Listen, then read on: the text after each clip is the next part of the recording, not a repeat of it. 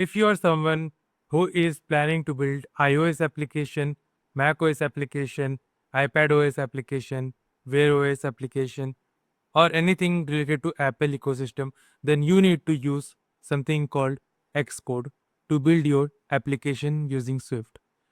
Why Xcode? Why Swift? That is your decision. But once you have decided to go all in Swift and Xcode, then you have to understand the basics of Xcode if you're coming from any VS Code environment IDE. So let's get into the video. So in VS Code, there are a lot of analogy which I have created. So I have created one VS Code versus Xcode shortcut comparison so that you can use it for your own Xcode configuration. So whenever you are just getting started from Xcode, VS Code to Xcode, the first thing is file search and navigation. So in Xcode, in VS Code you used to do something called Command P to select files, and in Xcode we do something called Command Shift O. So let's try this one and let's verify whether it works or not. So I have this command and I will just do Command Shift O, and it is asking me open quickly. So let me just do document picker. So if I do document picker, yes. If I click this one, it is opening. So yes, you can use Command Shift O to search the files which you need, which will do a quick search in your Xcode project. Now let's see the other command. That is Command plus J to debug area or custom, which this one. So what happens is that in VS Code we use terminal right inside VS Code to run localhost server. For example, if you're building a web server, then you must be doing localhost server using npm run dev, or maybe if you're using Golang, then you do go run main.go and all. So there are different commands. You do that all in terminal, right into your VS Code. But here in Xcode, you don't get any terminal. You get debug screen, or if you want terminal to open, you have to open it like what you do in the search, this one. Or if you want to open it like this one, you can go to reveal in finder, which you can see show in finder. Then you can click on the right and you can do open in terminal.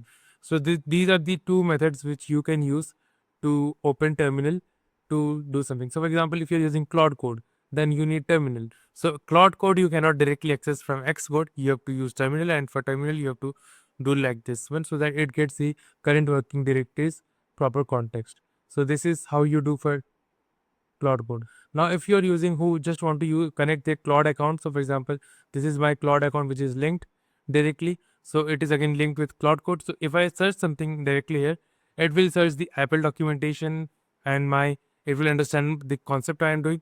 But in my opinion, this particular option, like new conversation with Claude Sonnet, it is slow. It is very slow, it is very laggy, and it is not understandable. And if you're someone who is very comfortable with Claude Code, it will not a cup of tea. So cup of tea. And it is not like cursor ID, like it gives you all the proper context, which file was edited. You can do yes or no. No, it is not like that. I think it is still in beta or something. So it is not very helpful.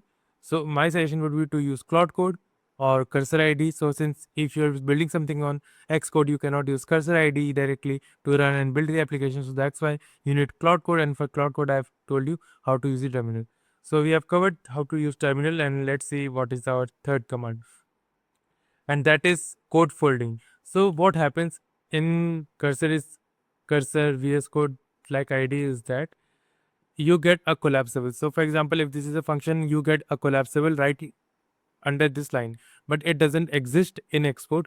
So I was amazed. So you already have seen. So it was, I think, Command Shift. No, not this one. I think Command Alt Shift, and okay, not this one too. So let me just review it again. So they are saying option, command, and then left arrow. So if you want to fold something, that is option, command, and left arrow. Oops. I'm just experimenting, guys, and I'm just following what someone has told me through the air. So that particular image was created by Perplexity itself. So that's why it looks cool. So if I do this one, command. Okay, I think I got the issue. Actually, I'm using something called rectangle in my computer, and that particular has this same shortcut keys. So I think I need to do Command Alt this one. Yep. So I'm using Shift, but if you don't have rectangle app in your MacBook, then you can use that particular command which Perplexity has it. And if it is not working, then you can use Shift Alt command, then left arrow to fold, right arrow to open. So this actually is very helpful. So if I just do this one, it will fold this one. Okay, okay, it is not folding this one. Let me do this one first. Okay, sorry. I think I'm new to this as well, like you, so that's why I created this guide. So if I do this one, okay, for class it is not working, only for function it works, and you can see how it works. So if I do this one, okay, it is opening like this one. If I do this one,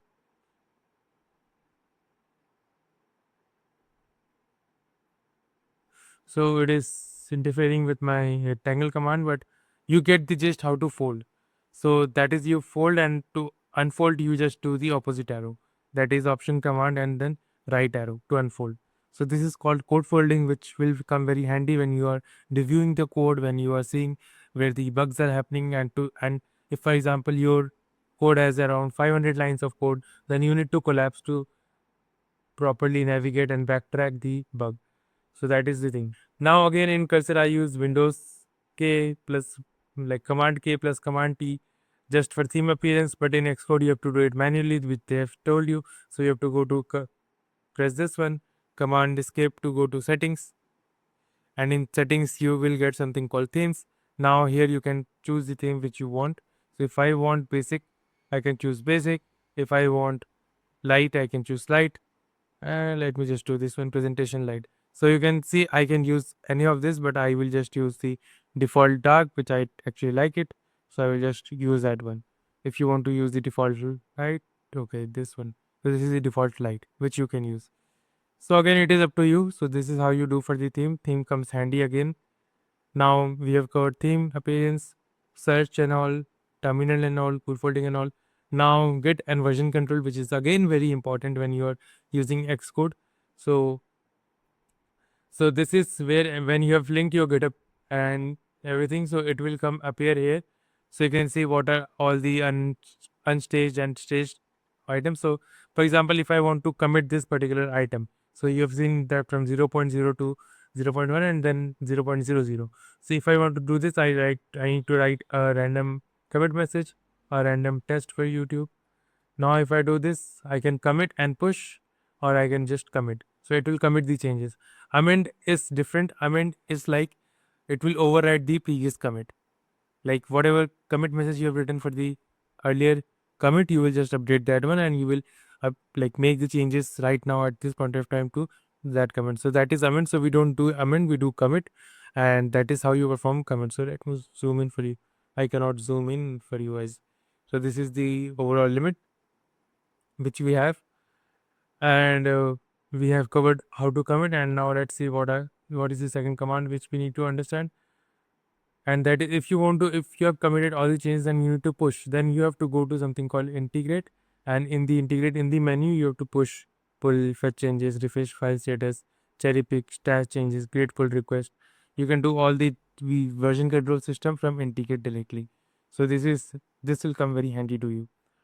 Now, for example, if you want to add any framework and everything, then you go to counter app, like the app, not the folder name, but the app name. You go here, and in the bottom, you will get something called framework. So, for example, if I'm using Whisperkit for this particular project, so I will go to, like, after adding the package dependencies from the GitHub and all, then you have to add the framework library and embedded content in the application. So this is how you do it. So click this one and all, and you will get all the settings for the application. So we have covered all majority basics which you need for the Xcode. Now let's say if we are missing something or not. So you know all this one, and the command F is very simple. You just search for anything in the editor to replace and all. So these are all the commands. These are all the basics which you should know as a beginner when you are just getting started for Xcode, and if you're coming from any VS Code environment, which will come handy to you. So this is it, guys. This is what I want to talk about, and I will see you on the next video with another update. Till then, take care and bye.